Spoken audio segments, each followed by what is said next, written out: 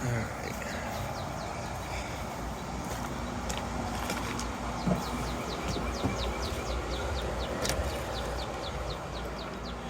right, everybody. Welcome to my tiny house for another episode of Tiny Housin'. This is volume 26, I think. I don't know. I never really know. I'm too beat up and tired, and I'm not burned out, but I'm tired right now. And I got some dishes to put away. I just got back from my 40-mile bike commute with my back breaking day at the bakery, but it wasn't too bad today. None of it was too bad. I'm going to flip the camera and we'll continue. What's going on? It's your boy Adam, back at you again. Tiny Housin', baby. Oh, I'm just tired. It's kind of funny because it was like 59 degrees this morning on my way in, and I wore shorts and a t-shirt that's 60 degrees. Anything above 55, I really don't need long sleeves. I kind of wish I had like a thin long sleever. Not really gonna it's not worth it's not worth paying for something like that right now. Because it's going to be like 90 degrees soon enough. And, but it was a little bit chilly this morning, and cold crushes me. I don't have any energy when it's cold. The only thing I've ever had energy for when it's cold out in terms of athletics is skiing. I can ski all day and all night it could be 10 below zero and I'll still ski all day. But cycling, it's just... So this morning I just put on my music, spun the pedals, just did the bare minimum. And I'm like, you'll get there. I ended up getting there earlier than I thought. And I skipped Chick-fil-A for breakfast. I didn't even get breakfast this morning. I just wasn't hungry. And when I turned on Strava to see the results of my ride, the little AI analysis was telling me, congratulations, this is one of the fastest rides you've had in a long time. And you set your personal record on this, and this segment. And I'm like, are you kidding me? I was barely trying. And sure enough, I had a pretty fast time, and there were a bunch of different segments that, the way it works on Strava is they're user defined. I can do it. Anybody can do it. You can mark 2 spots on your route. It's a GPS tracker. It tracks where you go. And you can say, okay, from this stop sign to this stop sign, how fast did I go? And you can save that as a public segment.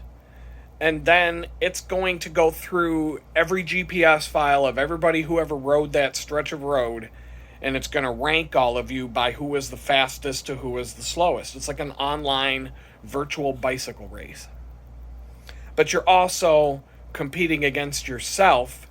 You can mark the bottom of a hill and the top of a hill, and you can mark how long it takes you to get from the bottom to the top of a hill.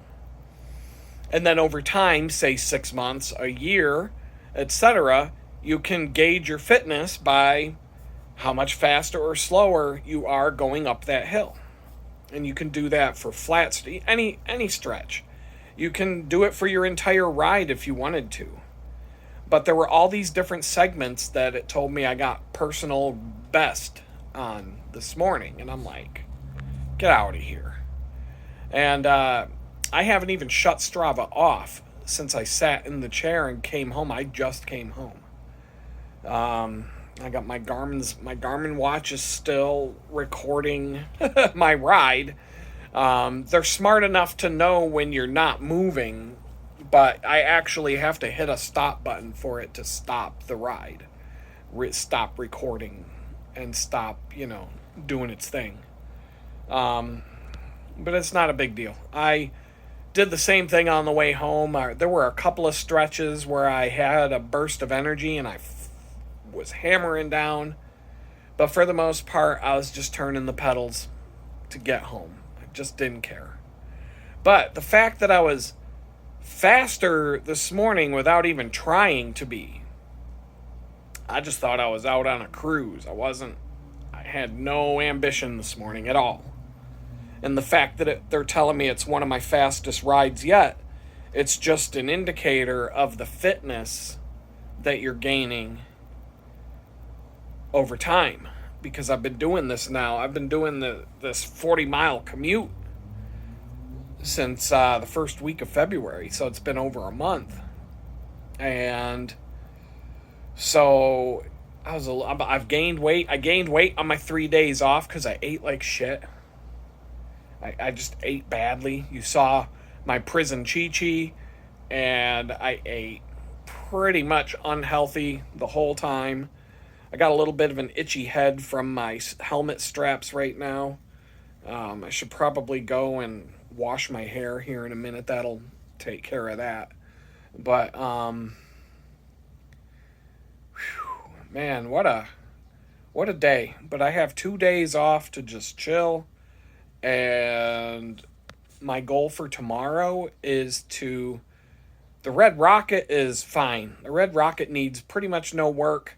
I have brake pads on the way from Amazon, and they're slated to be here on Monday.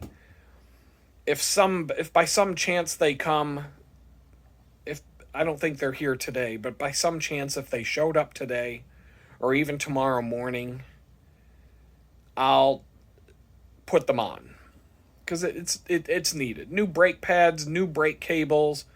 That would be a nice thing to do to that bike. But other than that, I am going to do some bicycle work, maintenance tomorrow. But I'm going to take the Silver Bullet. I'm going to put that bike up on the rack, and all it really needs is a quick tune-up. Check the brakes, make sure they're good. Check the wheels, make sure they're in alignment. Go through the gears, make sure it shifts right. Do a basic, I got to figure out my seat position, and I got to check the pedal tension to make sure that the pedals are going to fit tight on my bicycle cleats. But they're the exact same pedals that I have on the Red Rocket, so all I have to do is really just get an Allen key and turn up the tension as high as it goes, because that's my preference, is to have them super tight. So that'll be nice to have two bicycles. My goal is that by the end of tomorrow, I will have at least gone on a little tool around the block to make sure that the Silver Bullet is dialed in. And then I have two bicycles to pick from to go on my commuter rides. And I'm hoping that Monday, when I go back to the bakery, I can take the Silver Bullet instead of the Red Rocket and just see if it's any faster. Tires, it seems like it's got nice tires on it, but they're skinnier, a little bit skinnier, smooth road racing type of tires, and which is fine. It's all roads between here and there.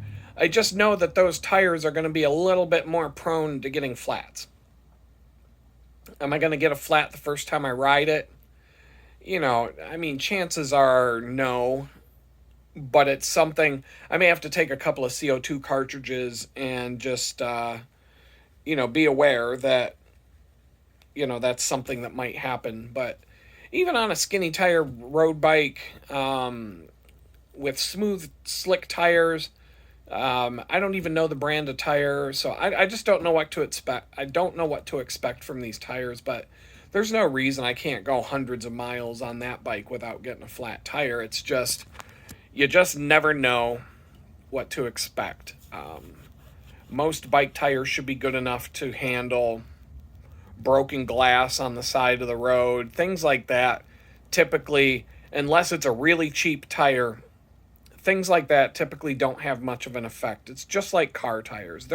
Car tires are meant to resist a lot of sharp things that would want to poke through. The main thing that anytime I ever get a flat tire on a good tire, it's usually a nail or something sharp like that just sharp and long that just goes straight through the tire. One time I got a flat on my mountain bike because a thorn from some sort of thorn from a tree this long was sticking out of my tire.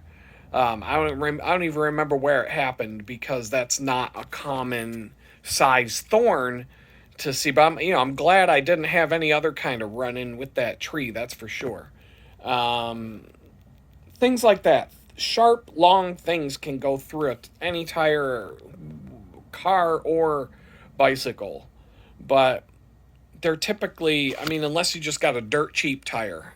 When I was young, when I got my first road racing bike when I was 14 years old, I remember, because I'm 14 years old, I don't have any money. I remember going dirt cheap. I remember getting the dirt cheapest tires that the local bike shop had.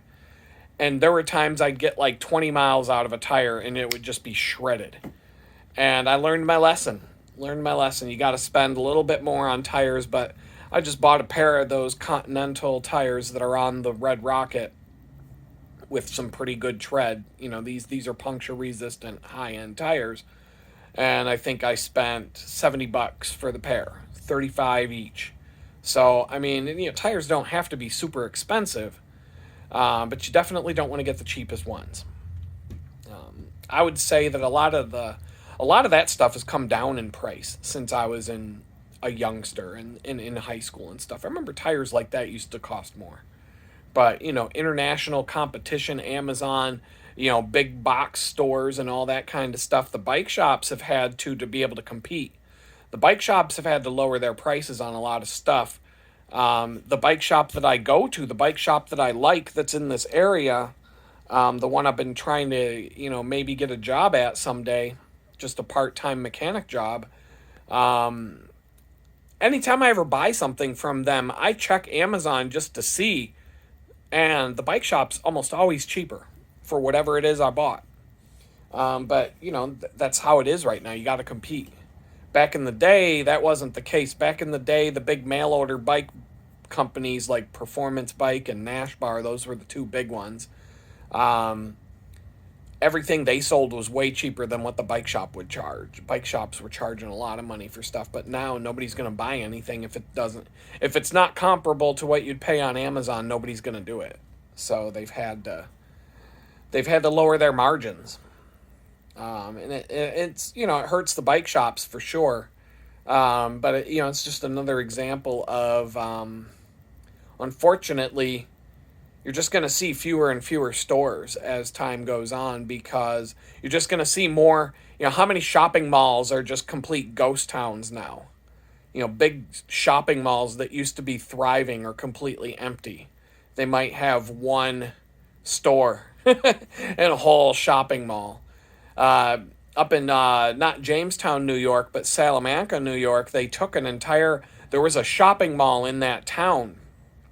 It's actually kind of a neat thing they did. They turned it into an antique flea market. So it's a small shopping mall, but it's called the Salamanca Antique Mall or something like that. And it's a shopping mall. The entire thing is a flea market slash... Well, it's like a flea market, and it takes an entire day to walk through it. And it's such a big maze, and it's so confusing in terms of it's so big and there's so much stuff in there that if you see something that you want, they have these glass cases, and they have just different cases all over the place. And anybody, like I was thinking about, I had a huge video game collection and a bunch of other collectibles, and I was thinking about going up there and opening up a booth, like buying some cases or renting some cases up there to put some of my video game stuff and collectible stuff for sale. And the place is so huge that if you see something you want, you have to take a picture with your cell phone because there will be a little number and a letter on the case. And if you walk away and you can't remember that, you might never be able to find your way back to that row in that case because the place is so ridiculously big. Like I said, you got to get, if you get there at like 8 in the morning or whenever they open, you might be able to see everything that's there by the time they close. And that's if you know what you're doing. That's like if you, anyway. But that, other than that, you see just dead shopping malls everywhere. And they're either being bulldozed to the ground, or they might have 3 little stores in them and the rest of the place is just shut down. There's a big mall in Pittsburgh called Century 3 Mall. The whole thing is just sinking. It's like, it's sinking so bad that the parking garage sunk so far into the ground that you can't even fit a car into it anymore. It's too low. I remember the last time I drove a vehicle in that garage, or in that underground, that multi-level parking thing. The thing that the thing that like checks your height when you drive in. I had a Jeep Liberty at the time, and my Jeep was like maybe half an inch under that height checker thing. And the whole time I'm driving in all the concrete beams, they're just like a half inch from the roof rack on my Liberty. And I'm like, I parked in there, I went in, I did what I had to do, and I left, and I said, never again. Never again. If I ever have to come to this place again, will I drive in this. I will never go under the lower level of the parking spaces that they have here. I will stay up on I won't even park on the top level of this thing because it seems like it's just going to collapse, and I don't want to be the one that it collapses on. So I'll park where there's like pavement and solid ground underneath it. But that mall just completely died, and that used to be the biggest mall in Pittsburgh.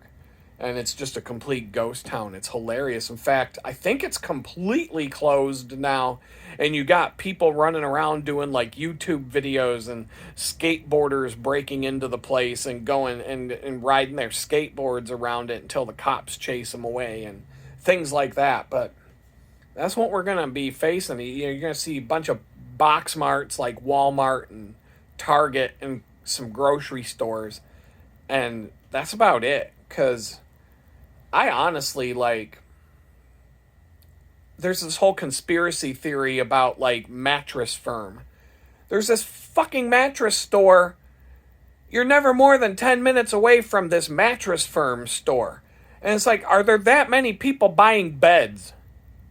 Are there that many people buying beds that your neighborhood can support 10 of these Mattress Firm mattress stores? Like, how often are people buying beds, for crying out loud, to the point where you can have 10 of these things in your town? And like, what is going on at the Mattress Firm?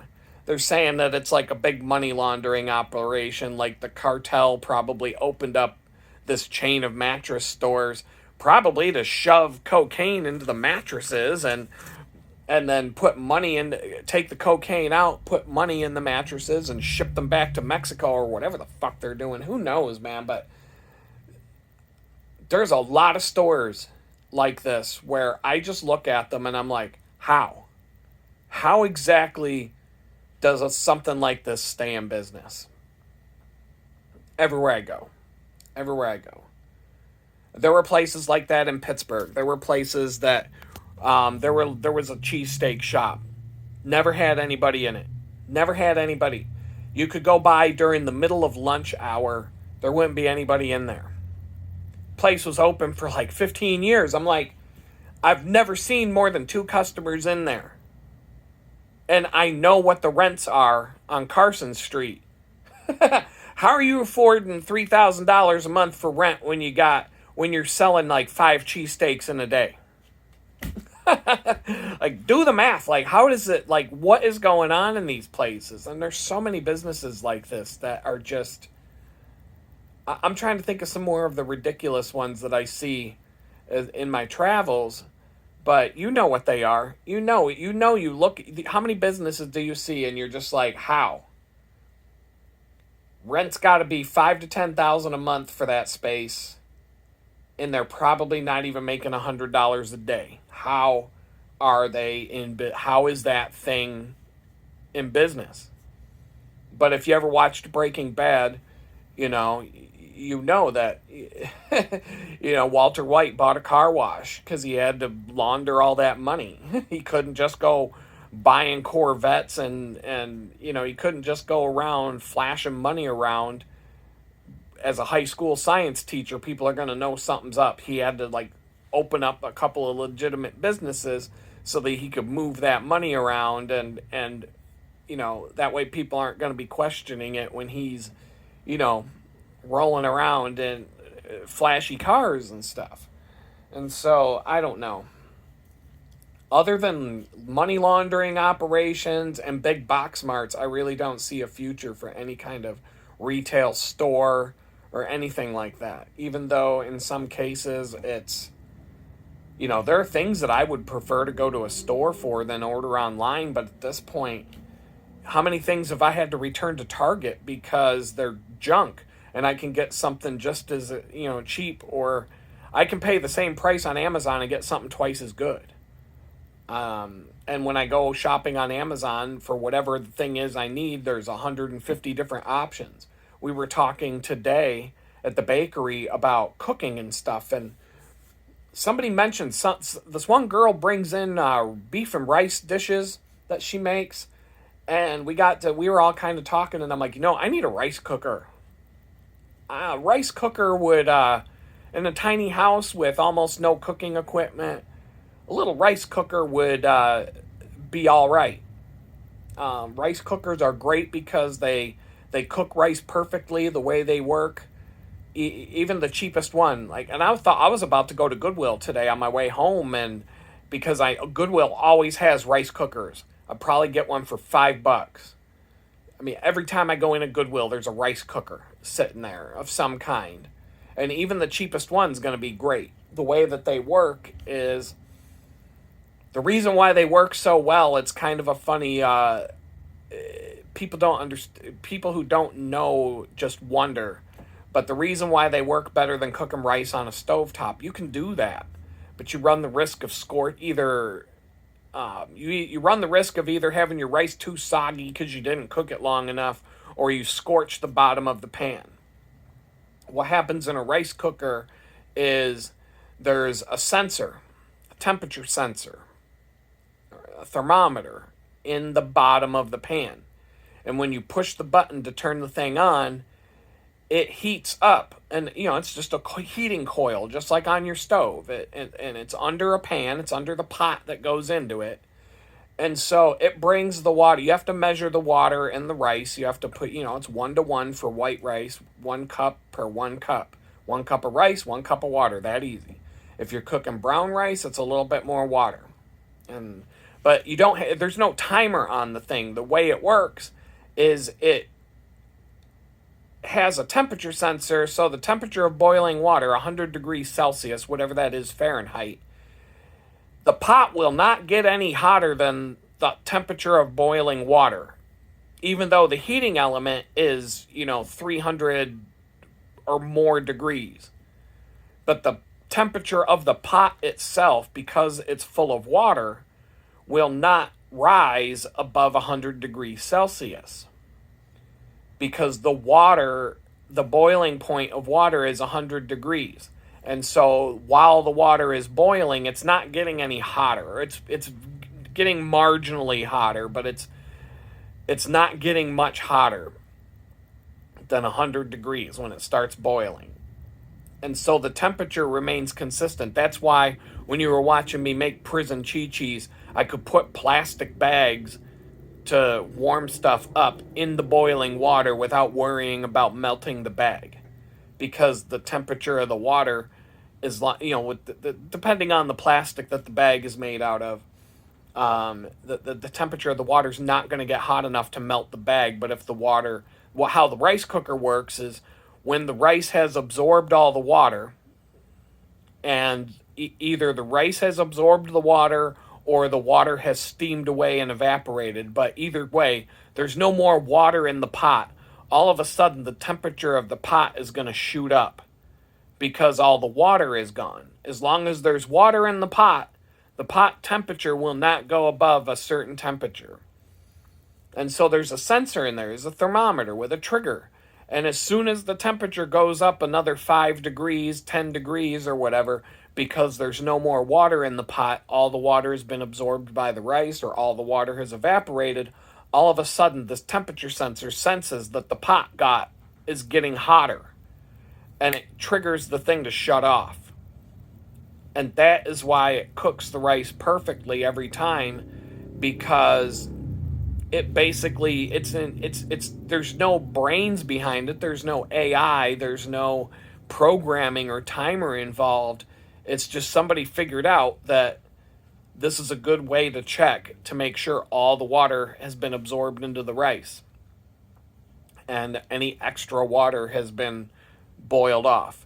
And as long as you measure properly, as long as you measure 1 cup of rice to 1 cup of water, and you know, if you're cooking 3 cups of rice, 3 cups of water, as long as you do that correctly, it's going to work every time. And it's not going to scorch. It's just going to be like, that's why Chinese restaurants' rice is so perfect, because they cook it in a rice cooker.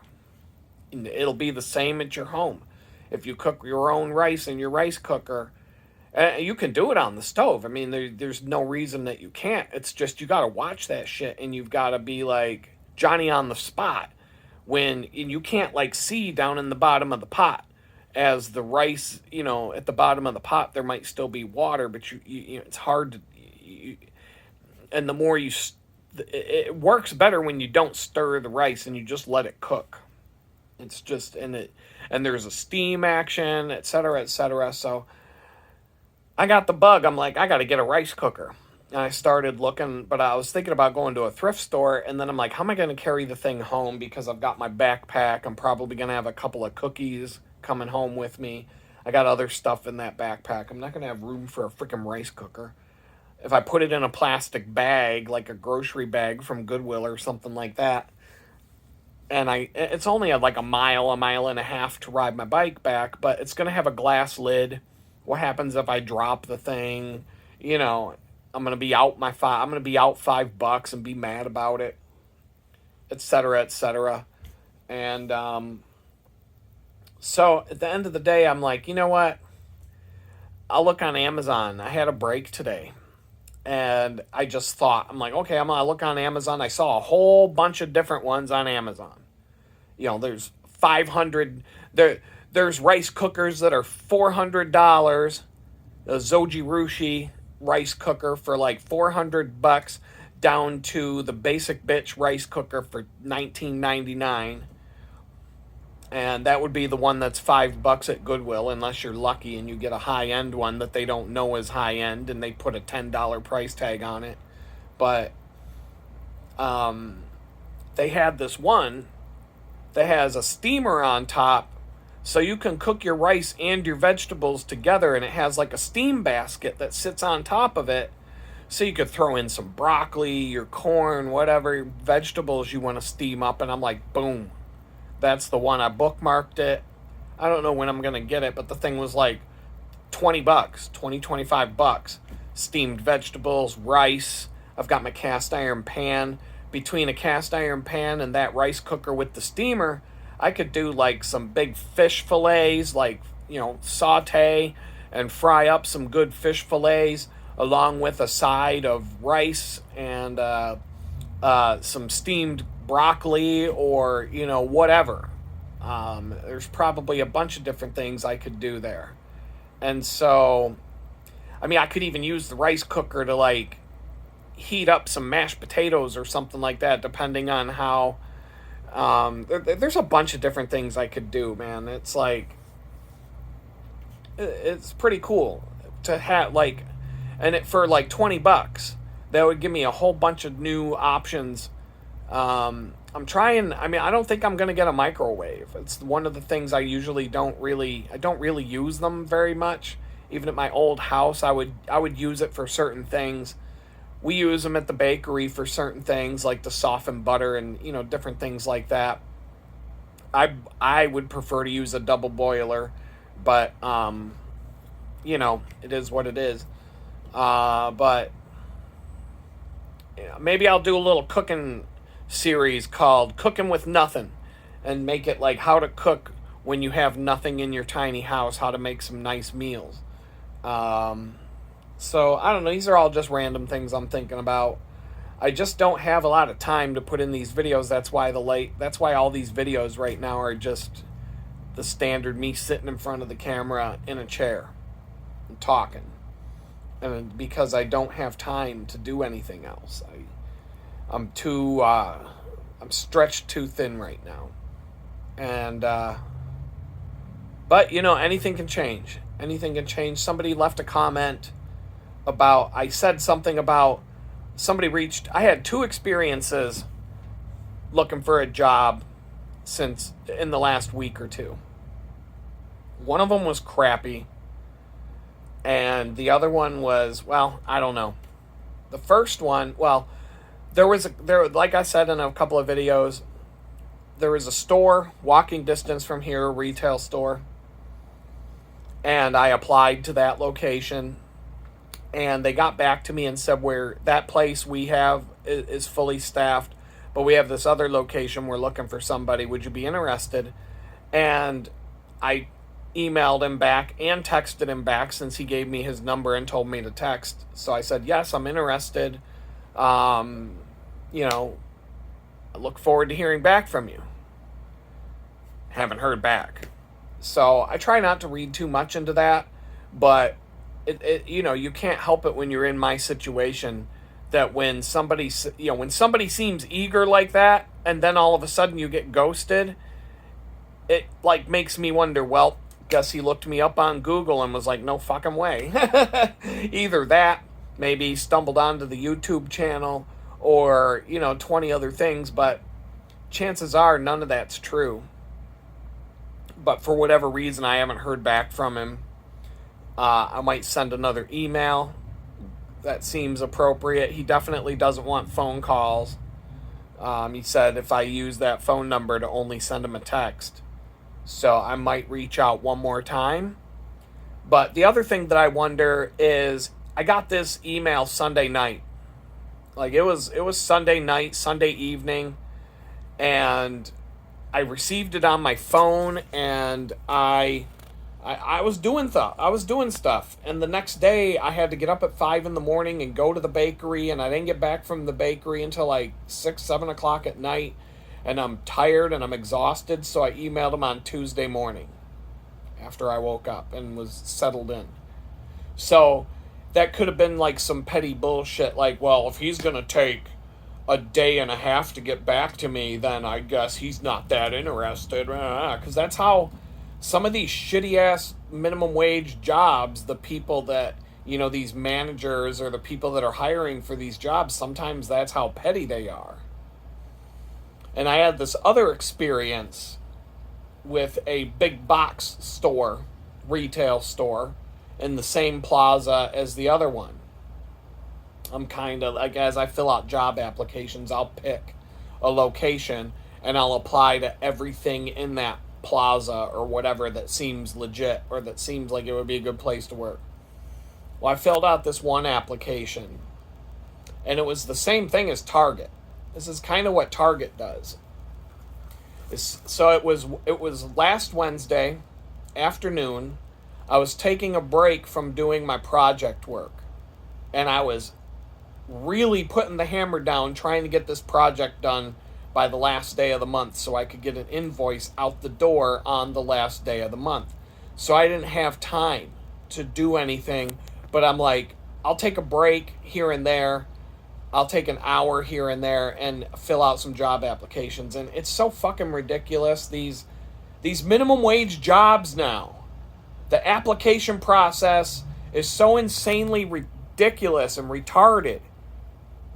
You could literally apply, you would have an easier time applying for a $500,000 a year rocket scientist job at SpaceX than a fry cook at Burger King with how ridiculous these stupid job applications are. There are job applications for some of these stores that take an hour and a half to fill out. But yet I can apply to a six-figure job.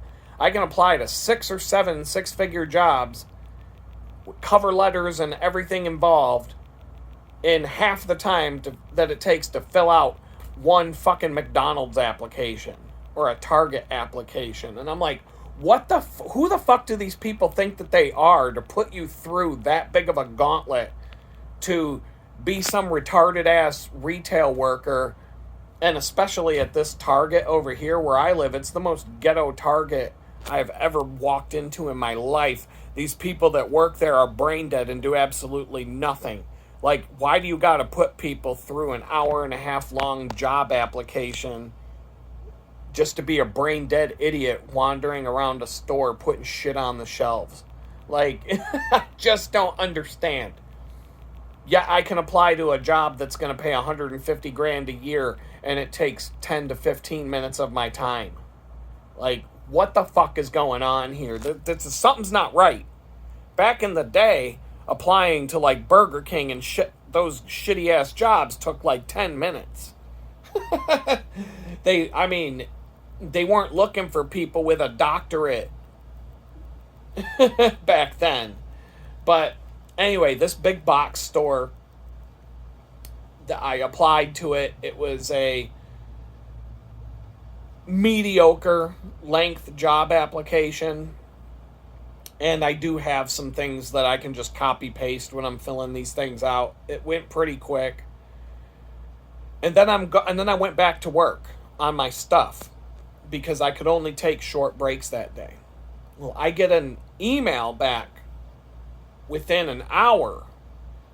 But it was an automated system email that said, "Congratulations, you've been selected to have a video interview."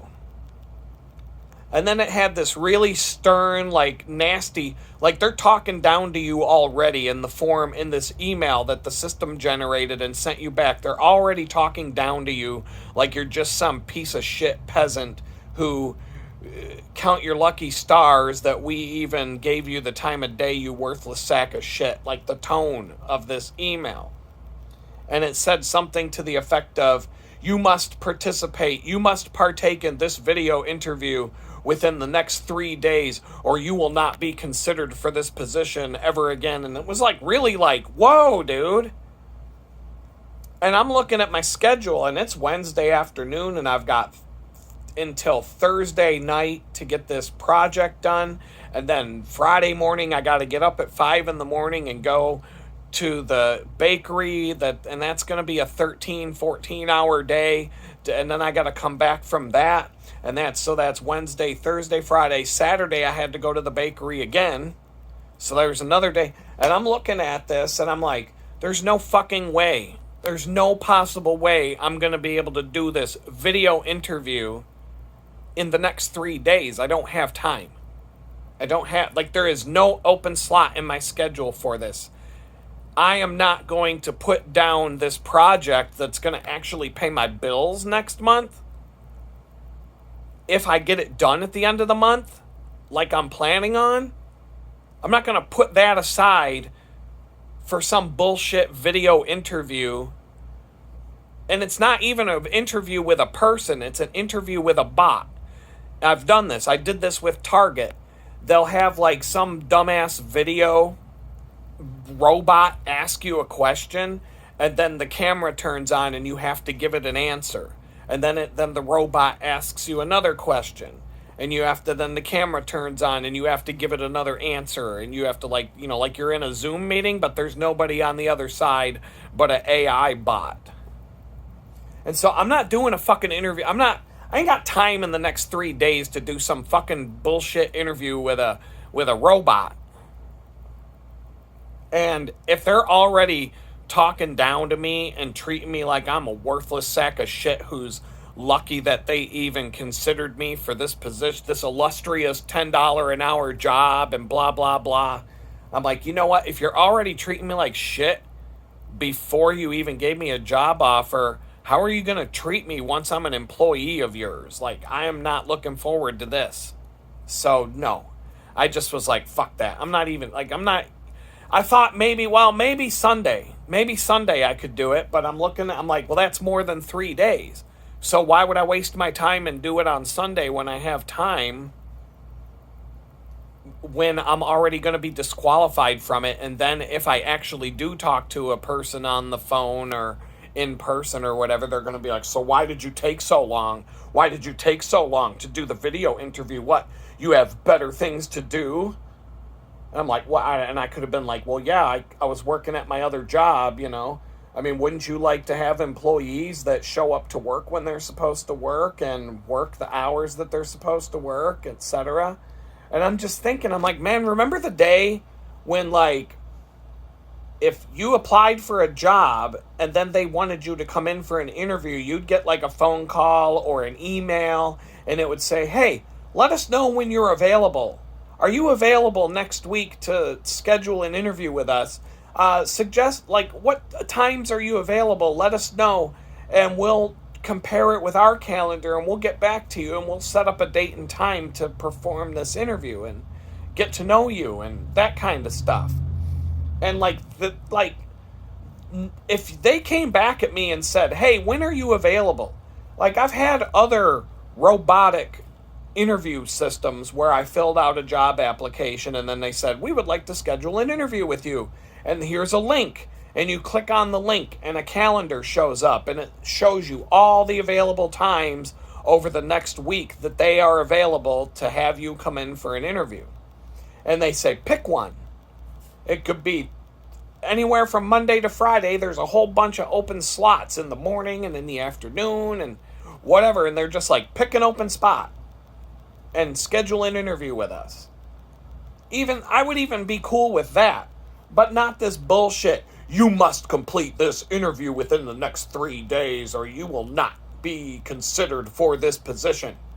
You will be disqualified.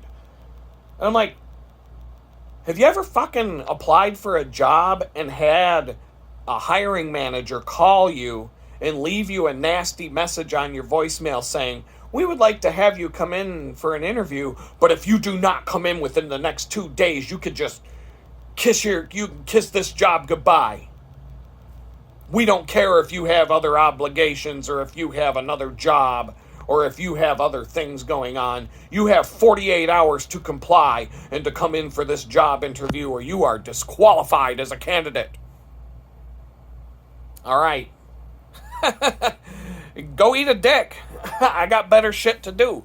I would rather ride my bike 20 fucking miles to a job that treats me good every other day or 3 days a week than walk 5 minutes to your shit box to be treated like garbage all day long.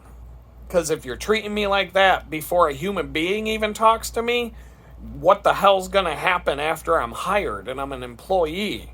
My God, that's gonna be an awful place to work. And I know that it will, because I have known people that have worked for this company in the past and they all said it was a nightmare and it was horrible. I was just looking at it like it probably would be a lot less work than what I'm doing right now and more laid back. But there would be a lot of... It's the kind of company that promotes douchebags to positions of power. Because I think from the top down, I think the CEO and everybody down from there is a complete douchebag or asshole. And so assholes and douchebags rise up, and people who have common sense or people that are good people, they kind of sink. And, I don't need that in my life. So I just blew that off. Well, I get an email. I think it was Tuesday. I got an email because I was sitting here when I got it, working on my stuff. And I got an email on Tuesday, and it was like this real nasty worded email about how, since you didn't bother complying with your mandatory video interview, you can consider your application null and void. And it was just like, really? Are you that fucking douche? Are you really that big of a fucking douchebag that you sent a fucking robot to bitch me out and I'm not even working for you yet? Like, for real.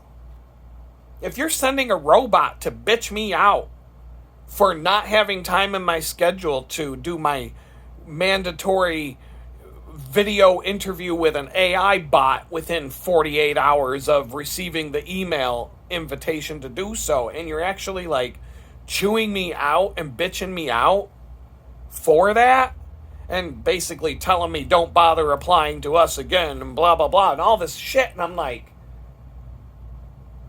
go to fucking hell. I don't give a fuck. I've already been homeless with no job. You think I give a fuck about working for some douchebag like you? Like, seriously. Fuck it, man. I'll tell you who it was. It was Best Buy. It was with Best Buy. It's the worst buy. It's probably the worst buy you could find. And they would probably never hire me anyway. They would, even if I did get to the point where I got a job offer, they'd turn around and say, oh, here's a background check that you're going to fail. And it's going to be the same thing that Target did, and it's going to be the same thing that Ollie's discount department store or whatever the fuck it is. They all hired me, and then on my first day of work, they said, never mind, goodbye, you failed the background test. So that's another part of the reason why when I got this really nasty email from them about you must comply with this within 48 hours or you can kiss our illustrious job offer goodbye. And I'm like, all right, goodbye. I got better shit to do. But if you had come at me with like a reasonable expectation of let's set up an interview, let's have you come in and meet the manager or whatever, and like a normal fucking human being, and what's your availability looking like next week, and that, like treat me like a human being, and maybe I would have given it some more effort. But if you're gonna send a fucking robot to bitch me out, and I never even talked to a human being yet, fuck you. Fuck you. I got nothing. I got nothing for that. So anyway, those were the two job opportunities that came along that actually started to go somewhere. And this other one I haven't crossed off yet because I responded to the guy. But, like these retail jobs, these bottom of the fucking barrel jobs, they're full of petty, power-hungry assholes who are pissed off that they're working at some fucking loser minimum wage job. They happen to be shift leader or whatever, so they got some sort of little power trip out of it, but they're just going to be some petty asshole and be like, well, he didn't respond to my email for 26 hours. He obviously isn't that interested. I will go and hire someone who's going to kiss my ass a lot harder than that. And, or maybe he's just didn't have time to get back to me. Maybe he's a busy guy, and maybe I'll get a call or an email in the next day or two saying, hey, you want to come in? And I'll feel like a douchebag for, talking about it on YouTube like that. But it's just how these places are. So you gotta do your diligence and really try to find a place that's got good people in it. If you're going to have to go and get some bottom of the barrel job, at least try to find one where you like the people that you're surrounded by. And this bakery I'm working at, it's really like that. It's cool. It's like, I don't think I have maybe made a micro complaint once or twice about the people there, and it really isn't even bad. I get along with everybody there. And we have a good time. We're all friendly to each other. There's no dicks, no divas. That's the policy. No dicks, no divas. Everybody works together. The owner of the franchise, the person who owns the business, will come in and do any job in the place. She's not some, owner sitting at home in a mansion while some manager does all the work and just checks in once in a while to see how it's going and looks at the numbers and makes sure that the money's coming into the bank account. She comes in and works. She'll be back washing dishes. She'll be doing all the stuff the employees do. There's nothing in that store that she won't do and take pride in it. So I have a lot of respect for the owner of the place. I've heard all the stories about how hard they worked when they opened the place and before they opened the place, and they, blood, sweat, and tears stories.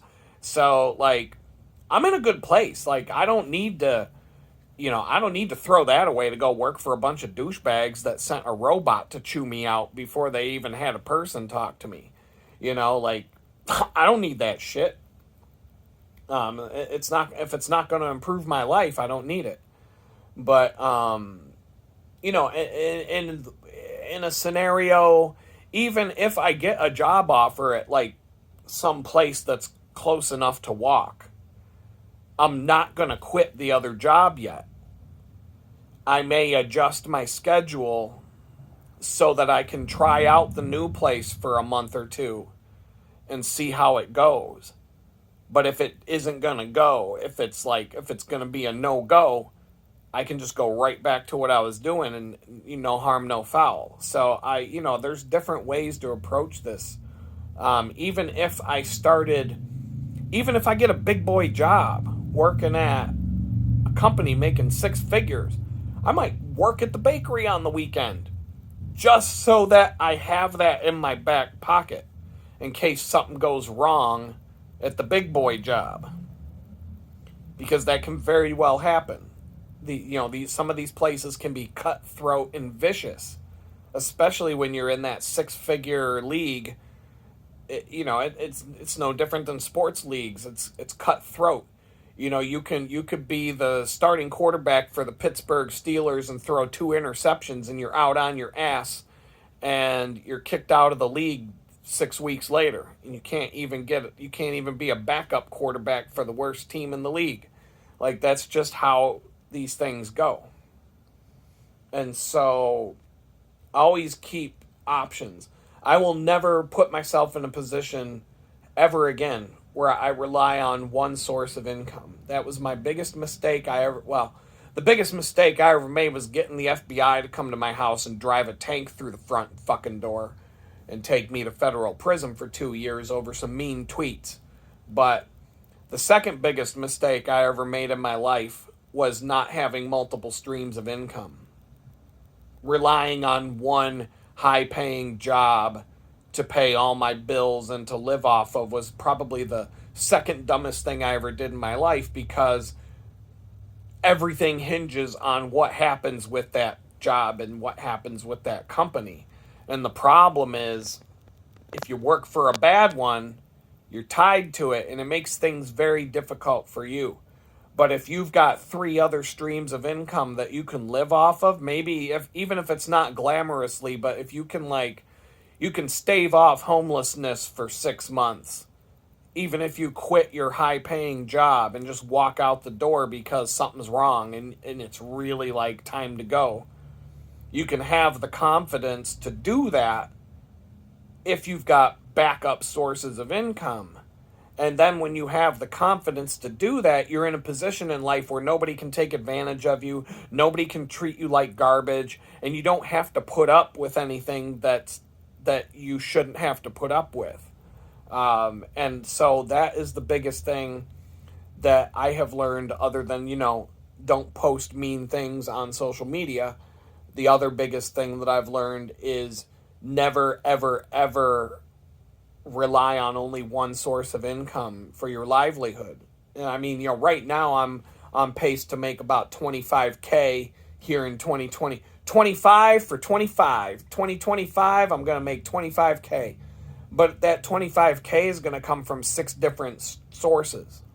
So if one source dries up, well, that's like 5K. That'll make 20K.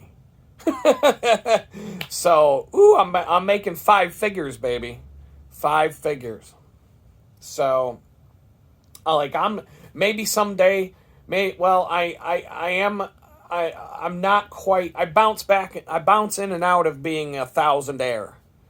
But maybe someday I'll be like a $10,000aire, and then a $100,000aire, and then maybe someday I could be a millionaire. But right now I'm having a hard time being a thousandaire. So if I can work my way up to where I'm a solid, like I got a solid foundation, and I can honestly say I am a thousandaire, then we can start building the blocks and putting in the things into place that maybe someday I could become a millionaire.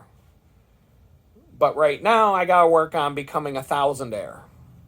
And that's hard enough as it is. So I don't have time to sit and talk anymore. I got to get back to work.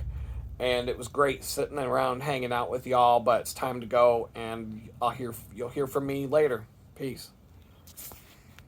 All right, so I've been talking a little bit about some of these days. Don't mind the background. I just did my dishes. I got nowhere to put anything that has like a nice backdrop or anything. Everything is just, I don't have the means to make like a nice backdrop. So it's just, I'm setting stuff on the table. So this is one of the random things that made it to Texas. I had lots and lots of tools in my old house. This is a tire inflator from Ryobi. It's like almost like a cordless drill, and when you can hook this up to your car tire, you pull the trigger, boom, and I've got these 4 amp hour batteries that go with it. I had 3 of these things. I had one in each vehicle. This was I had a kit. Each of my vehicles had that tire inflator, and they had these power blocks, and on the side of the power block there's a cable that you can plug in there. As you can see, I'm not going to pull it all out, but you can jump start your car with that brick. There's a cable that you plug into the side of that thing. It's got alligator clips that you clip to your battery, and you can jump start your car with that thing. And there's enough amp hours on those power bricks that if I were to charge my phone from being completely dead, I could probably charge my phone from being completely dead to completely full 5 times, maybe 6 times before that power brick finally dies and doesn't work anymore. So it holds a lot of juice.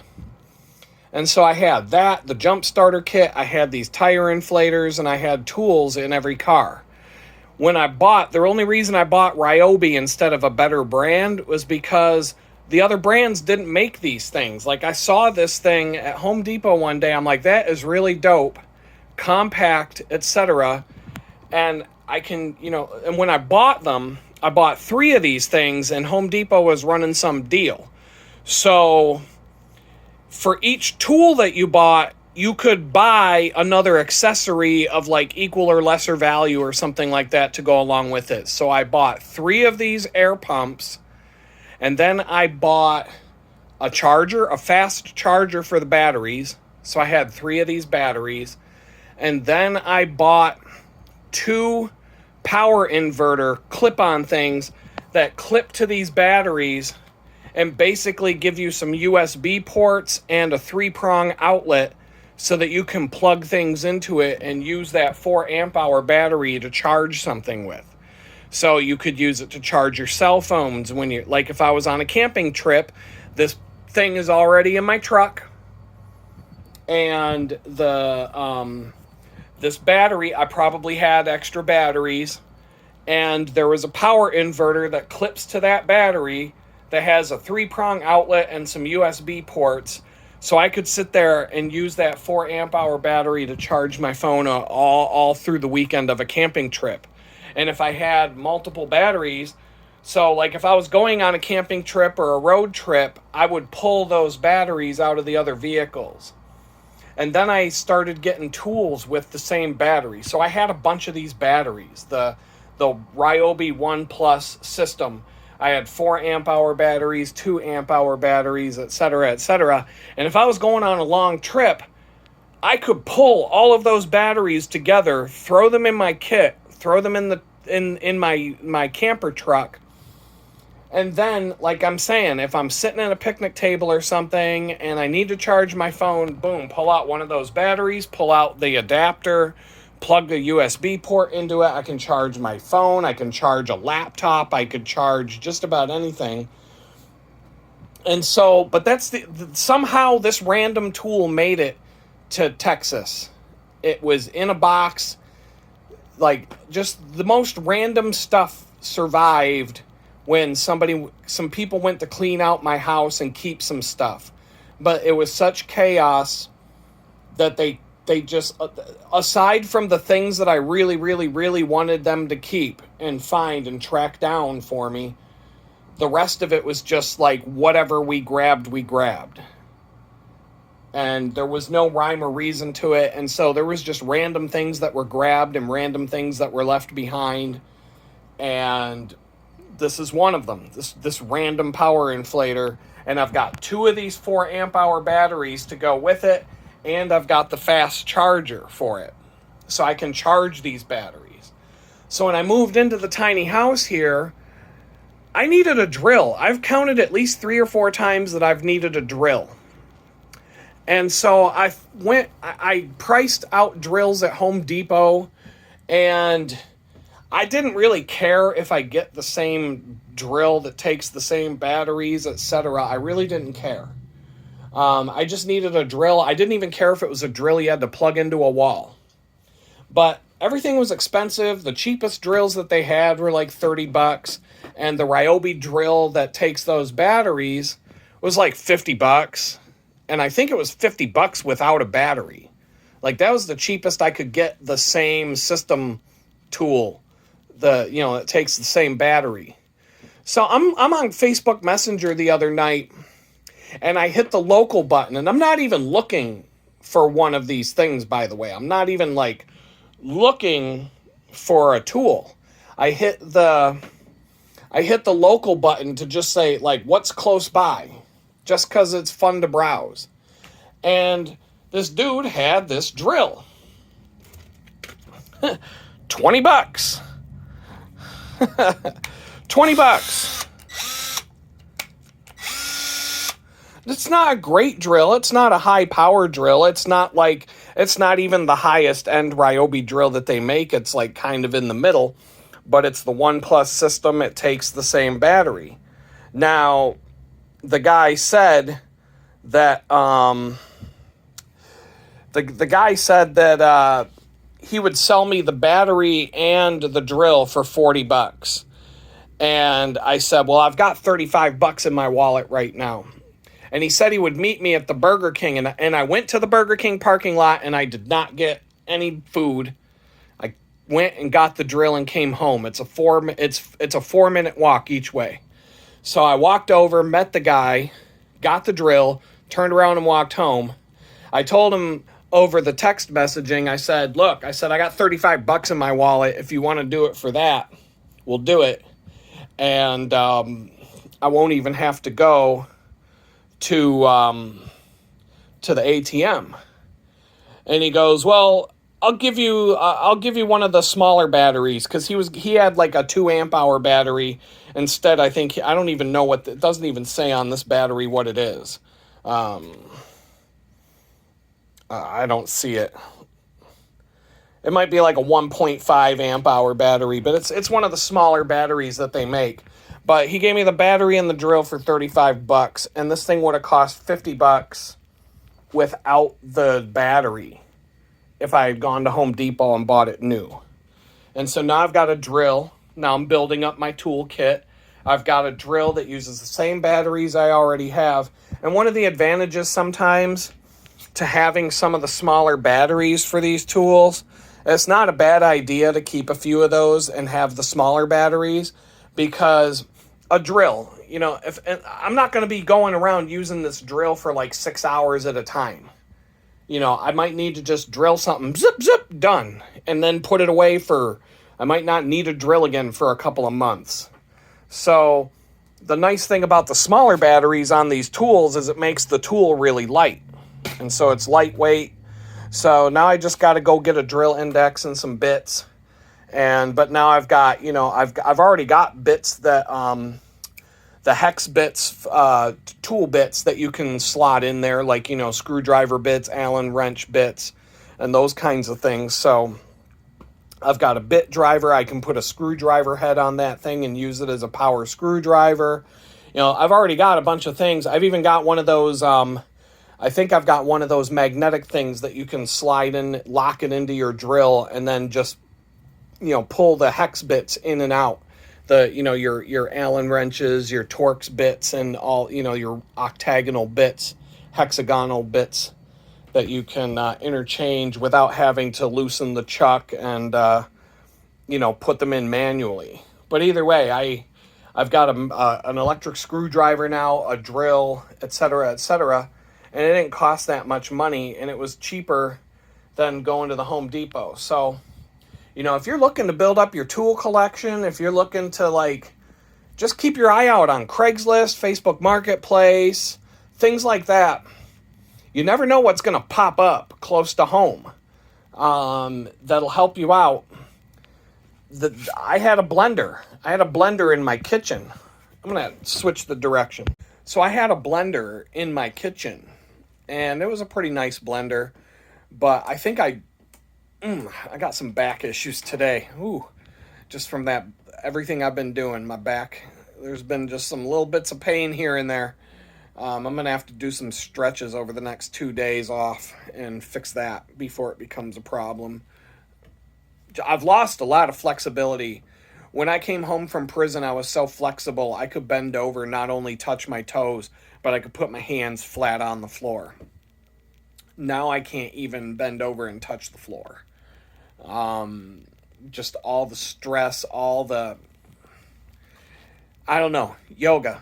I need to do some yoga. So I might need to turn my tiny house into a yoga studio and yoga videos are free all day long on YouTube, and even Amazon Prime has tons of free yoga videos in their collection of videos. So, but anyway, I had a blender in my kitchen, and it had a glass pitcher, and it was a nice blender, but I think I dropped the pitcher and it shattered on the ceramic tile floor in the kitchen. And I was like, crap, now what? I looked up the cost to replace the glass pitcher of this blender was like twice as much as what the blender originally cost in the first. Of course it is. Of course. Why? It's just like when you buy a Tesla and the battery goes bad and it costs twice as much as the car to replace the battery, and you're like, well, how the fuck did they build the car for this much that has the battery in it, but now the battery's twice as much as the car when it goes bad? None of this shit makes any fucking sense. But anyway, so I couldn't replace the pitcher. I may as well go buy a brand new blender and throw the blender away that I had. Well, this chick I was hanging out with, she goes, oh, I was just in Kohl's yesterday and they've got those Ninja blenders. They're on sale for like $115. And I'm like, I'll do better than that. And so, because even though I lived outside of Pittsburgh, I used to have to go in and out of Pittsburgh all the time. And as far as I lived an hour north of Pittsburgh, and my regular traveling, I had to go everywhere from Amish country north of Pittsburgh, halfway to Erie, PA, all the way down to Monongahela, PA, on a regular basis, to downtown Pittsburgh all the time, and out to Johnstown and Altoona all the time. And so there's like a triangle of a huge amount of distance between those 3 points. And so Craigslist was the way to go. If I needed something, usually the first thing I would do would either be look it up on Amazon, or because, why go to the store anymore? Especially if you can wait a couple of days. But I would also check on Craigslist. Always check Craigslist. And so I went, this girl just got done telling me, oh, you can get a Ninja blender for $115 at Kohl's right now. They're on sale, and they're really nice. She's like, I've used them before. You should get one of those. And I'm like, all right, whatever. I'm like, I'll do better than that. And so I went on Craigslist, and there's a neighborhood outside of Pittsburgh, the rich, affluent suburbs of Cranberry. That's the name of the town. And it's kind of like the Woodlands of Pittsburgh. It's just the rich, affluent, douchebaggery suburbs where everybody lives in these particle board McMansions in these cul-de-sacs all right next door to each other. It's, where the people are pretending to be rich and, but they're really not rich, because if they were, they wouldn't be living there. And, but anyway, this is where most of these things are found. So I go on Craigslist, I type in blender, and, a lot of different blenders popped up, and a brand spanking new Ninja blender. Same blender that this girl was telling me was on sale at Kohl's for $115. I found one in Cranberry, brand new, for $15. $15. And Cranberry is right on my way to work and back. I would have to get off one exit, go meet them somewhere, and pop back on the next exit. I would literally, I ended up setting up the time to go meet with them at 6 o'clock in the evening or something like that. And I said, can you meet me on Route 19? And basically I went and picked up my son after work. We turned around, we started driving back to my house, bopped off the highway in Cranberry, met this person, got the blender for $15, did a little bit of grocery shopping, bopped back in the car, and finished our drive home. It was it was actually less of a hassle to meet in the parking lot of the grocery store we were stopping at to get groceries anyway, to get the $15 blender, than it would have been to make an extra trip to Kohl's to get the $115 exact same blender that was on sale. And so I bring the thing home and I set it up, and the girl comes over one of these days and she's like, oh, you got the blender? And I'm like, yeah, guess how much I paid for it? She's like, $115? I'm like, $15. What? How the fuck did you do? How the hell did you do that? I told her, and then she's like, ew. She was a rich girl, and that's a whole nother story. But anyway, she was like, oh my God, you bought it on Craigslist? And I'm like, it was brand fucking new. People in these rich, affluent suburbs, they buy crap all the time. And then it just sits in the garage. It sits in a closet. It doesn't get touched. It doesn't get used. 5 years later, they're cleaning out their closet. They're cleaning out their garage. They just start putting stuff up on Craigslist because it's more convenient than taking it to the Goodwill. And people, they do this all the time. All the time. So much stuff. Check the free section of Craigslist. You'd be amazed at the stuff that you find for free on Craigslist. I had a Lovesac beanbag chair. These Lovesac beanbag chairs are $2,000 brand new. $2,000. I needed a new couch. We had a couch in a house that I was living in, and this couch was bunk. This couch was just it was dying. It was so uncomfortable. Couches have a limited lifespan, and even if you buy a nice one, it's just a matter of time before it's going to be the most uncomfortable thing to sit on. And so I was looking for a couch on Craigslist, but I wasn't really seriously, because, you got to be, a couch is not something that was kind of I just wanted to see what was out there. And I wasn't even really looking for a couch, because I was browsing the free section, because random cool things always showed up on the free section. And I was a video game collector at the time, and a lot of time, you'd be surprised. Oh, we've got a bunch of PlayStations we're trying to, okay, I'll come and get them. For my vintage video game collection, I could get 3 PlayStation 2s for free. I remember one time I went, somebody had a box of 50 or 60 PlayStation 2 games for free. I was like, booyah, I'm coming over. I just happened to be the first person to send the email. I said I could be over there tonight after work. Okay, we'll set them aside for you. I get there, and then I pick up the box. There's 60 freaking games in there, some good games. There were games in there that were worth, because of collectability and stuff, there were games in that box that were worth over $100 for one game, if I were to put them up on Amazon or on eBay and stuff like that. But I'm not even going there. after I grab the box, she goes, "Oh, I've got a bunch of other stuff you might want." And she comes out and she's got like controllers, and she had like 3 race car steering wheels. One of them was for an Xbox 360, and it was a really nice high end racing simulator steering wheel that would have cost like $300. And she just hands me all this stuff, and I take it home for free. All this stuff for my video game collection, just because I browsed the free section. Well, I was checking out the free section on the day that, we were looking for a new couch. I wasn't on Craigslist specifically to look for a couch. I was just on there because I always checked it out. And somebody put up a Lovesac beanbag chair for free. And it was the largest one that they sell, the 8-foot wide Lovesac beanbag chair. And it was free. And those things are $2,000 new at the store. I'm like, yeah, I'll come and get that. The thing is so big.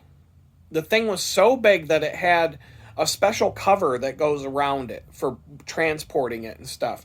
And then that cover has all these ratchet straps that you have to tighten the thing down with so that you can make it small enough by cinching it down to get it out of a regular sized door, because it's 8 feet wide. You're not going to get it through a door of most homes. You can't even get it in the door of a home without cinching it down with these straps.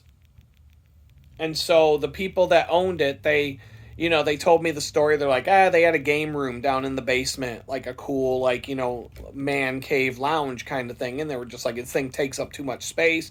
Nobody really likes it. We don't use it that much. We just want to get rid of it. Thanks for coming to get it. I'm like, well, thank you. And so we cinch this thing up. We get it outside. I have a Jeep Liberty with the back seats down. And we pushed and pushed and pushed and crinched it down and squished it down and finally got that thing in the back of the Jeep Liberty. But it was like, when I got home and pulled the door latch, the door just went bing, like it was spring loaded. The thing just popped out the back. And we got it. I got it up. I had a friend come and help me because there were 38 stairs up to the house from the street or something like that. So I had a little bit of help getting it up the stairs and in the door of the house. And when my son's mother came home that day, she was like, "Holy crap, what's this?" Because the couch was gone. And there's this big 8-foot beanbag chair in the middle of the living room where, and the whole living room looked really cool at this point. And we also had some like IKEA lounge chairs and stuff like that. So we had other places to sit. But the coolest thing about this beanbag chair was that the nice thing about a beanbag chair is on a couch, when a couch starts to get all saggy and it sucks to sit on and it's not supportive anymore and it's uncomfortable, it's done. You have to get rid of it. You have to get a new couch. When a beanbag chair gets uncomfortable, it starts to sag, whatever, you pick the thing up, you shake it around, you bounce it around, you flip it, and then you sit back down in it, and it's a brand new beanbag chair. So I had this beanbag chair for... my son was like 2 years old when we got it. And it was in my son had his own like media room, like he had his own man cave. And the house that I lived in was like a dream home. He had a bedroom across the hall from the bedroom was his man cave, his little man cave. And then my man cave was in the basement. We had a big living room. The big living room, the beanbag chair sat in that living room of that house for years. Like 5 years. More than 5 years. And then I finally was like, okay, I want to get a couch. And so I ended up getting a couch. And then we put the beanbag chair in my son's room. But we had restuffed the beanbag. We had bought like filler for it. And I found a good deal on some filler. So we had made that thing like it was brand spanking new in terms of comfortability and all that. But the big 8 foot wide beanbag chair is it's like a piece of furniture you can have forever, and it will always be comfortable. It might not be as comfortable as like a brand new couch, but like I said, if it's ever, we used to sit in that thing and watch movies all the time. I mean, it was that beanbag chair. I had it for a long time, and you could always just flip it around. You could smack it around, smack it up, flip it, rub it down. Oh no, and it's a brand new beanbag chair, right? And so that was the nice thing about it. At some point, like I said, at some point I was up in my game, and we kept the beanbag chair, but when the FBI came full guns blazing, I don't think that beanbag chair made it back to my son's house, or I don't think anybody kept it because it was just so big. It was so big that you couldn't do anything with it. But that's just another story of, if you need something and you've got a list and you're looking for different things, tools, you can always find tools on Craigslist. Always find tools on Craigslist. Cheap. Whatever it is you're looking for, you want the Milwaukee, whatever the fuck, like you want the top of the line.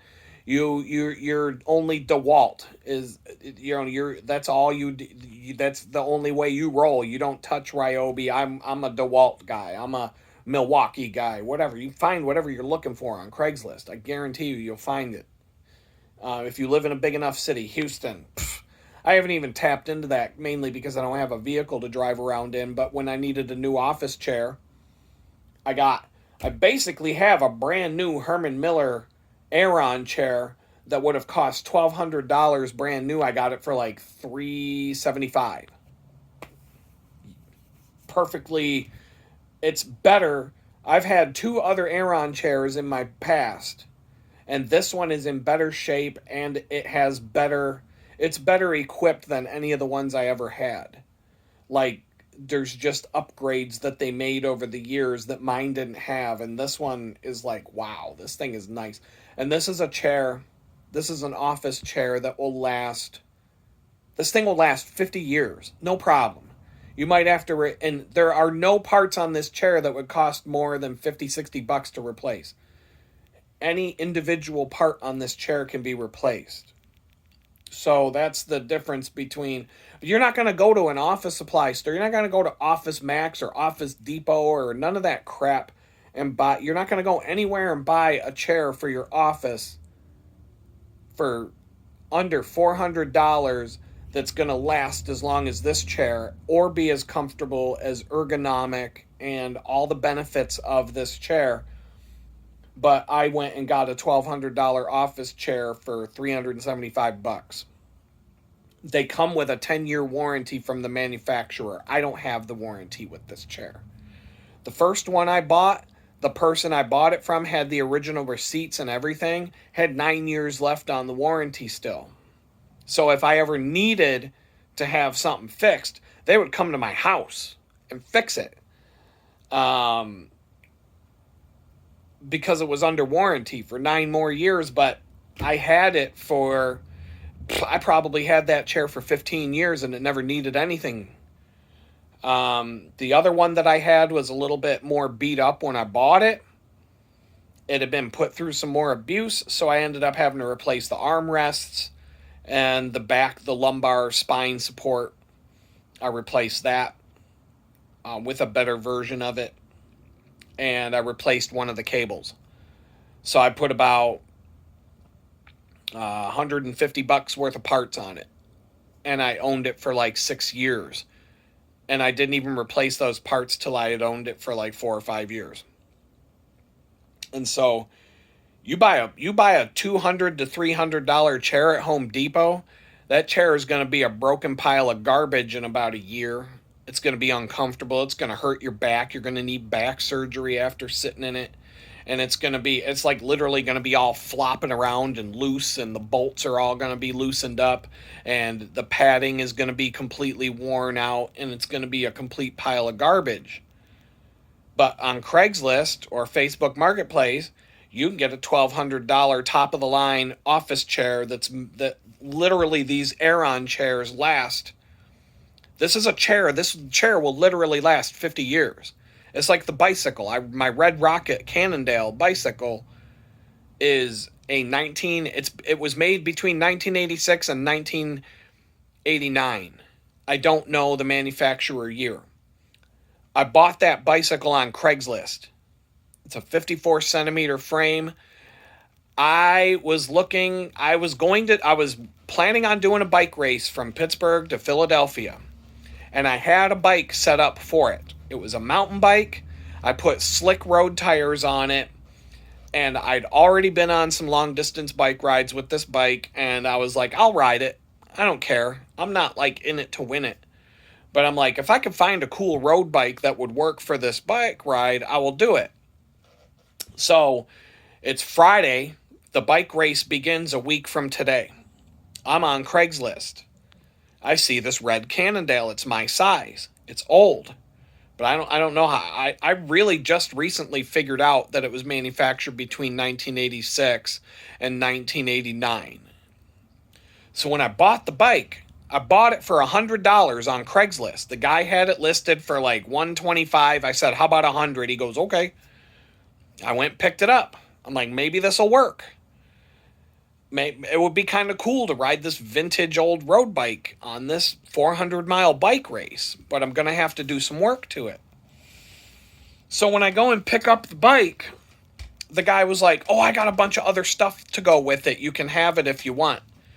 He hands me a trainer at one of the magnetic wheel trainers that hook up to the back wheel of your bike, clip in, and then your bike becomes an indoor stationary bike.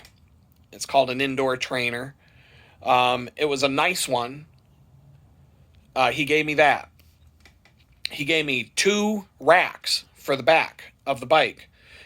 Along with the racks, he gave me a trunk bag that straps to the top of the rack. He didn't have any panniers for the sides, but he gave me a trunk bag that sat on top of the rack.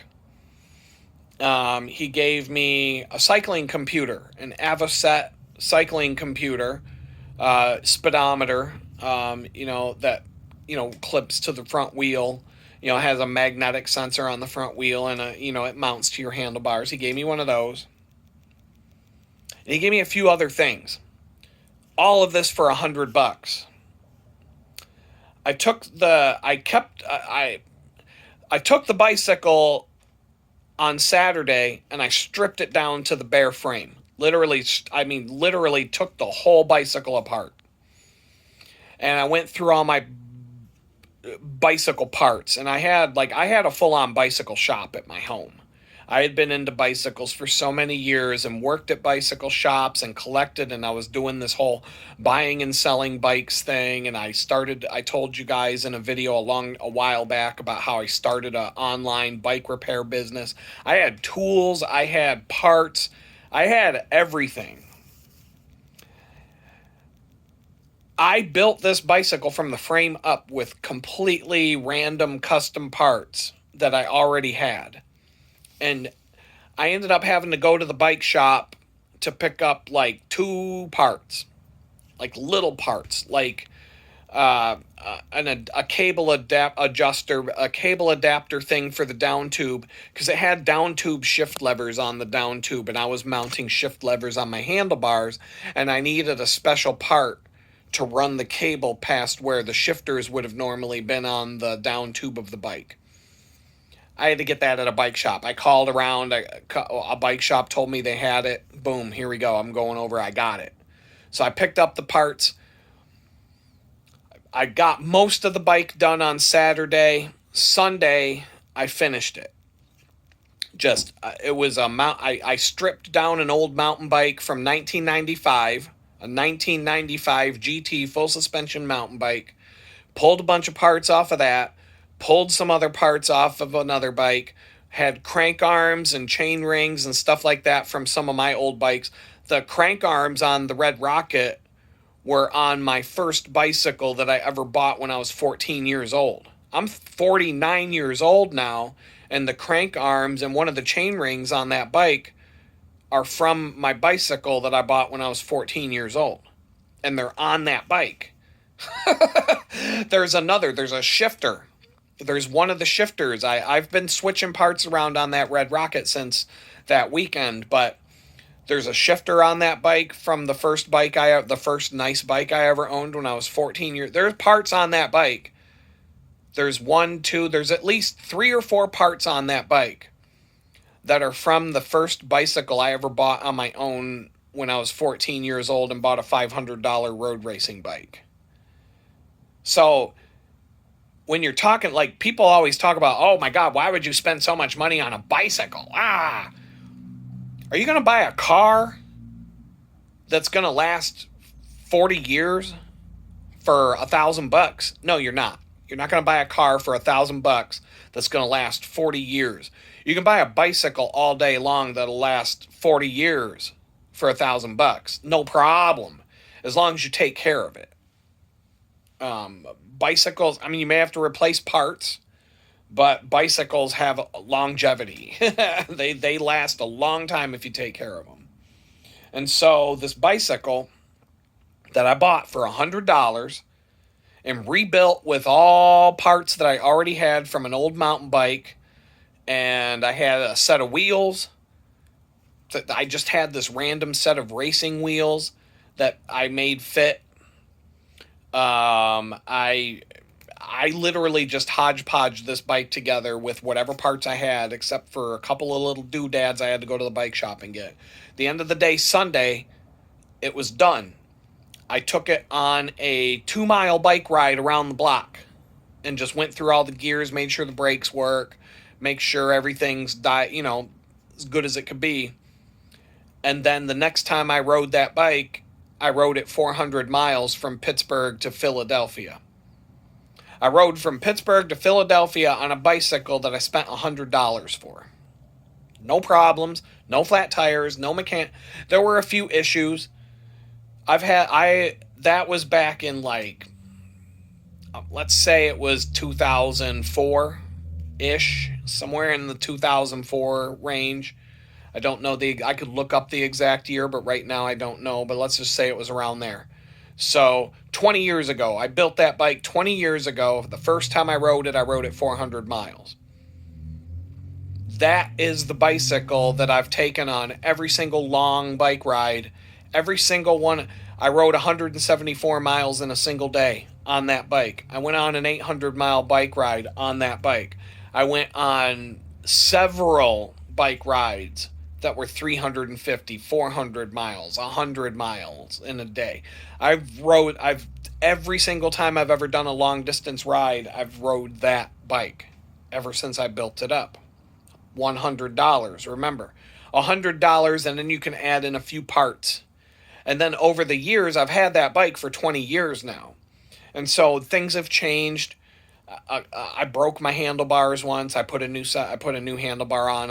I've changed things out. I get ideas. I'm like, "Ooh, I'm going to do that. I'm going to put those on. I'm going to take that thing off and put this thing on." And I play with it and tweak it around a lot. So it's a very it's the most customized bicycle I've ever ridden, because every single bolt and spring and screw, every single piece of that bike is something that I put on that didn't belong on it or didn't come with it.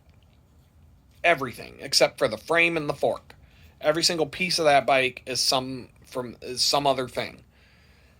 But the bike itself is, from 1986. 80, 90. Let's say if it was 1985, it would be 95, 2005, 15, 25. That's 40 years old. That bike is, the frame and fork is 40 years old. 40 years old. Most of the parts in the drivetrain and all that stuff are from a 1995 bike, so that's 30 years. The parts, the drivetrain, except for the chain, the chain's probably 10, 15 years old by now. I mean, I don't even know, I don't know how often I've changed the I've been lucky enough to be able to change the chain more than once without the gears slipping. I don't know. Every time I change the chain, when you change the chain on a bicycle, you run the risk of having to change your cogs, your rear sprockets, and your chain rings up front, because they all wear out together. And so what usually happens is you'll be pedaling along and your gears will just slip and slip and slip. The chain will skip and it won't fit in the teeth right. But for some reason, I've put thousands and thousands of miles on this bike, and for some reason I can keep replacing the chain and I don't have to replace any of the cogs or chain rings. I've had to replace the bottom bracket. I've had to replace different parts. I've had issues on rides where something breaks and I got to replace it. So I mean, that's normal. A car is going to do that. But that bike is 40 years old. Most of the parts are 30 years old. Some of the parts are from when I was 14 years old. So 75, 85, like 80, like 1990, 89, 1990, somewhere around there. I would say 1990 sounds about right for some of the parts. So that's how old this bike is. But anyway, $100 on Craigslist for this bike, and I rode 400 miles the first time I ever rode it. Strava says that I have put over 4,000 miles on this bike, but I wasn't using Strava for a long time, and I didn't have a GPS that I could take on long rides for years and years. It's not like I could just turn on a phone and leave it on for 4 days while I rode 400 miles. So there were thousands and thousands of miles that I could not record on because I didn't have a GPS that could. Then I bought a Garmin GPS that took AAA batteries. And the first one of those I bought a set of AAA batteries would last about 12 to 14 hours. So I could take a stack of batteries and over 3 or 4 days, I could record the entire bike ride on a GPS wristwatch. The newer version of the same Garmin watch that I have now takes AAA batteries and a set of AAA batteries. Somehow their magical wizardry, they have it now to where a set of AAA batteries will last 7 days. 7 days. But anyway, I bought that bike. Back to the story. I bought that bike for $100 on Craigslist. I didn't need the stationary trainer anymore. I was moving. I decided to sell a bunch of my stuff. I was moving into a smaller place. I just wanted to get rid of stuff. I just wanted to make some money to help with the move and other things. And so I was in like liquidation mode. I sold the stationary trainer for $150. Boom. One thing. So the bicycle, that Red Rocket, the Cannondale that I ride all the time, it's 40 years old, etc. I got paid $50 to have a bicycle at the end of the day, because I sold the stationary trainer that the guy gave me with the bike. I sold that thing for more than what I paid for the bike. And if I counted even going to the bike shop and buying some doodads and parts that weekend that I built that bike up, I still made money off of that deal. I got paid to have a bicycle. So that bicycle was free, more or less. I mean, it's hard to put an exact cost on it because of the parts that I threw on and other things like that. But that bike was basically, had a little camera glitch there, but no biggie. I didn't keep talking. It wasn't like something I was just blah, blah, blah, blah, blah, off into the sunset and realized that it stopped recording. But the thing is, I bought that bike. I sold one thing that the guy gave me with the bike for more than what I paid for the bike. Craigslist. So I just bought a bike for $300, and now it's a I don't know what year it is. I'm having a hard time pinpointing the year on both of these bikes to get it exact. But this is like a mid 2000. My guess is I'm pegging the Specialized I just bought at around the 2005 mark. I'm pretty sure that bike was about $1,000, $1,200 when it was new. I got it for 300. The bike is like brand freaking. It's like a brand new bicycle. I mean, it is. It's new. It's still got like on the brake levers. There's still plastic. You know, I just got a new refrigerator and I had to peel off all this plastic wrap that was stuck to the stainless steel and all around the fridge that you have to kind of peel off, that's there to protect the surfaces, and they even tell you peel this off. The brake levers on this Specialized bike I just bought still have that protective plastic peel off stuff that the bike shop would normally peel that off. If I was building a bicycle in a bike shop to put it out on the sales floor, I would have peeled off all that stuff. There's protective plastic like that on the crank arms, all over the frame, the brake levers, in different parts of any part of the bike that the manufacturer doesn't want to get scratched during shipping, they'll put some sort of protective plastic covering on it, and sometimes it blends right in. So maybe the guy who built the bike didn't even forgot to peel it off the brake levers. But this guy, whoever owned this bike, if he bought it in 2005, he probably rode it once a year. It seems like there's a bunch of stickers on this bike on the stem that are from like the muscular dystrophy or whatever, the can't ride for the cure or whatever. He's got a bunch of those stickers stacked on top of each other on the stem. And so, I mean, those rides can be anywhere from 20 miles to 100 miles, depending on when you go to ride for the cure or what. I roll my eyes. I'll talk about that in a second. But when you go ride for the cure, there's different levels. So that basically this guy bought this bike. He went and rode for the cure a few times.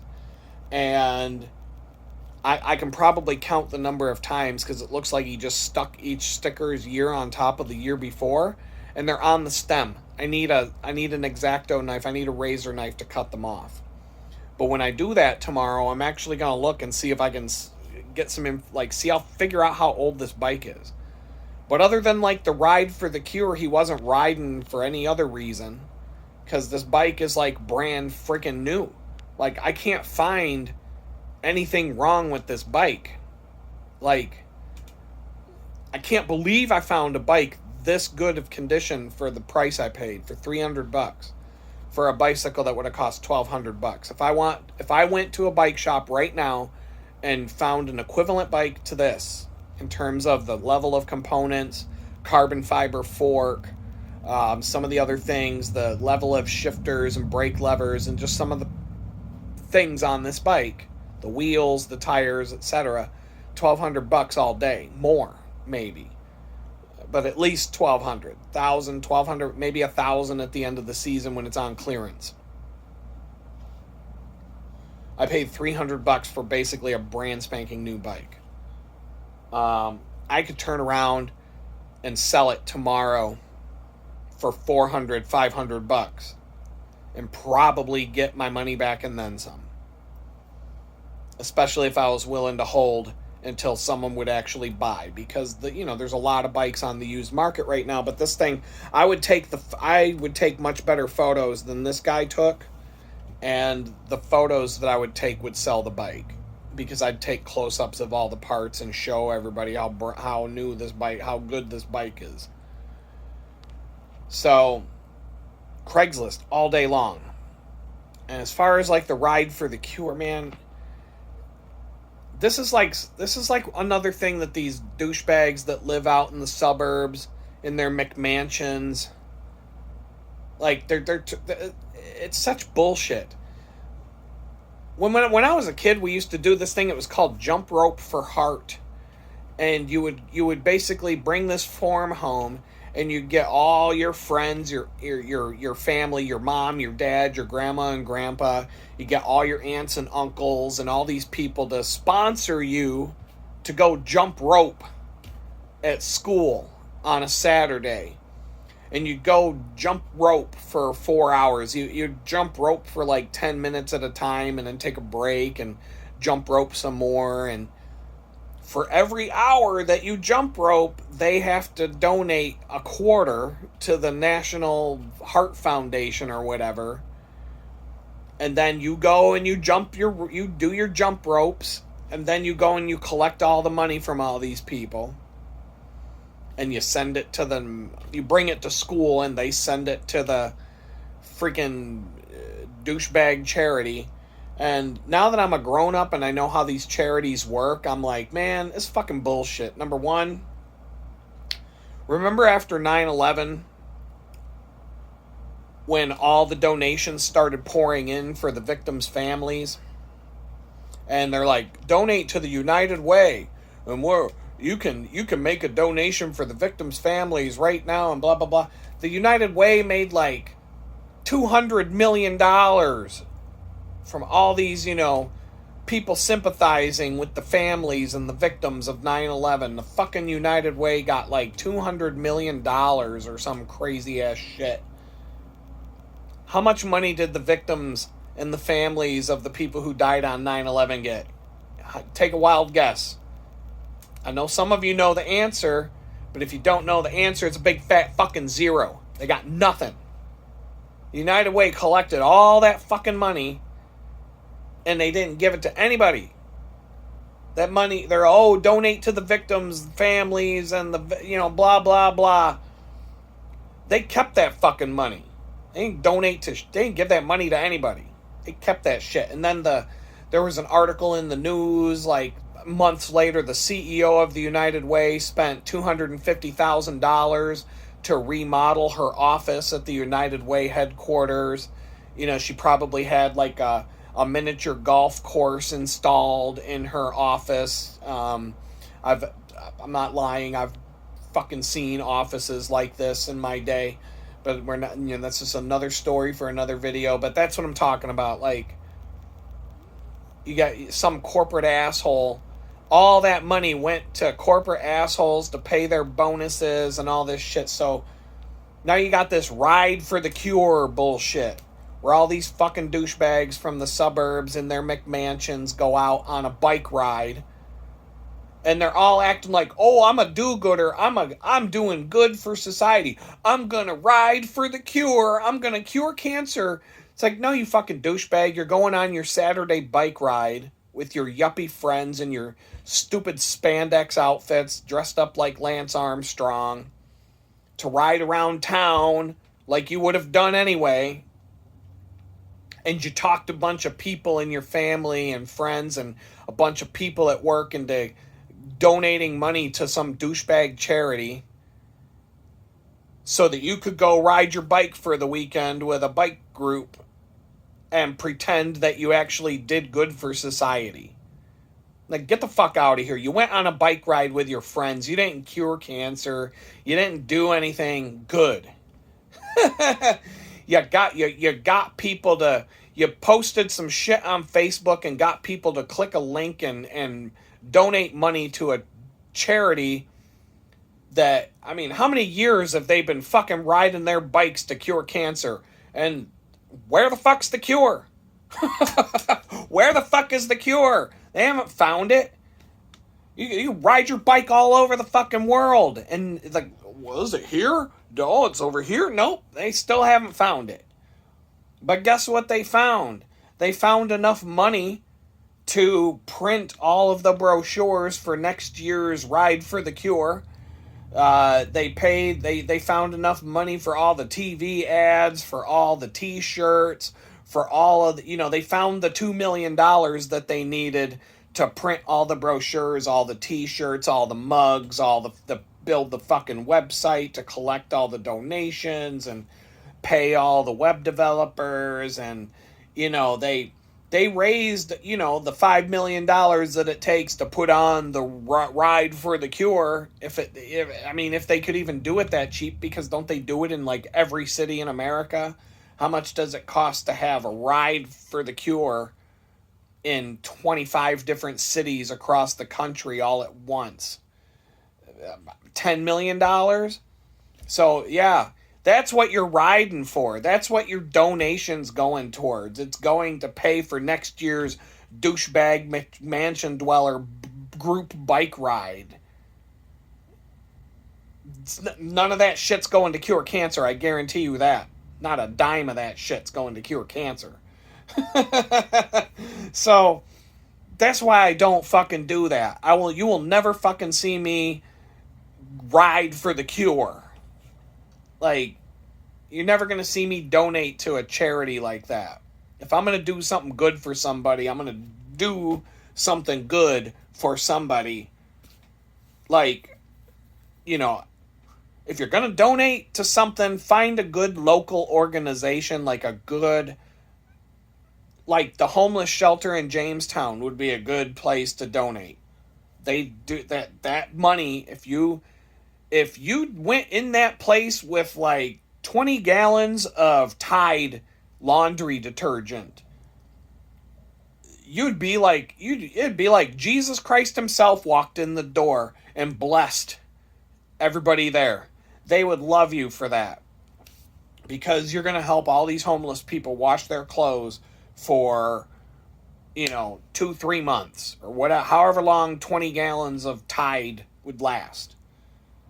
If you walked into the homeless shelter in Jamestown with a bunch of food, if you walked into the shelter in Jamestown with a bunch of mops and mop buckets and cleaning supplies, like, that would actually help people. That would be something, like, you're doing good there.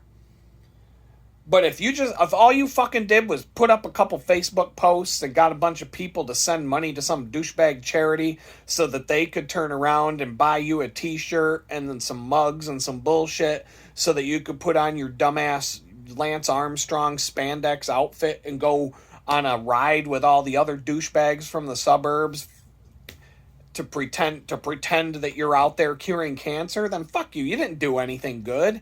You're not a do-gooder. Just get the fuck out of here. You didn't do anything good. You went on a bike ride with your buddies, but you're trying to act like, oh, I'm a good person now. I did my good deed for the day. No, you didn't. You went on a fucking bike ride. Shut the fuck up. So, I don't know. I mean, I never run out of shit to talk about, so that's why I had to turn on the commercials for these videos to have more than one commercial in the beginning of the video, because these videos are like an hour to 2 hours long. But I never run out of things to talk about, and it's kind of like a podcast, you know what I'm saying? It's like, it's just, but I am out of stuff to talk about today. But, hopefully you get a little bit of information. You get something useful out of this. It doesn't take a lot of time out of my day to just sit here and talk. If I wasn't doing that, I would just be watching TV, because I'm done for the day. Like, mentally, it's over. So there's nothing productive I can do right now.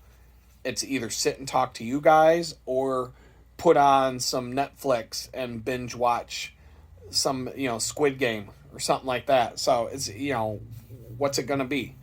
So with that, I'm going to let you all go, and later.